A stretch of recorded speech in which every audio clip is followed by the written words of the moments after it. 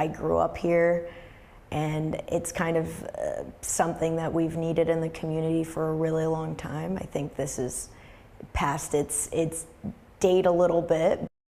Well, that's Jackie Martinez talking about the Sioux City Sol soccer team. Now, she's been a key player in making that goal a reality. Now, the team has been established for years, but this year, the organization reached a personal goal of its own. KTV's Jacqueline Aragon caught up with Martinez as the team enters its third season.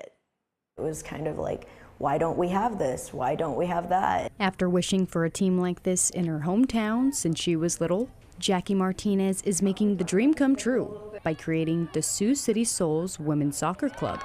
And the whole idea of us four, myself and the three other boys, was to start it, get it going, and eventually make it a women-owned entity, and that's where we're at now. The intention was to create a highly skilled team. A lot of youth girls soccer, as they get older and they get better, if they're one of those talented kids, they end up playing for, higher developed teams and having a WPSL team here. But making it a female-dominant organization was also part of the goal.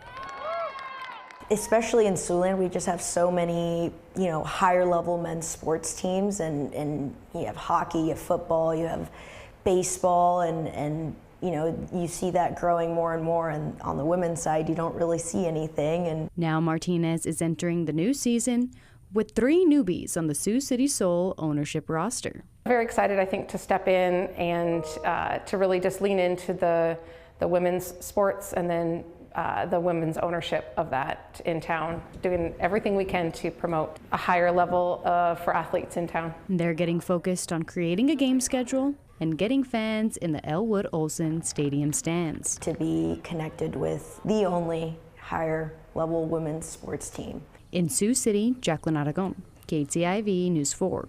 And to learn more information about the team's schedule or where you can sign up to try out, we have the link for you. It's inside the story right now on KTIV.com.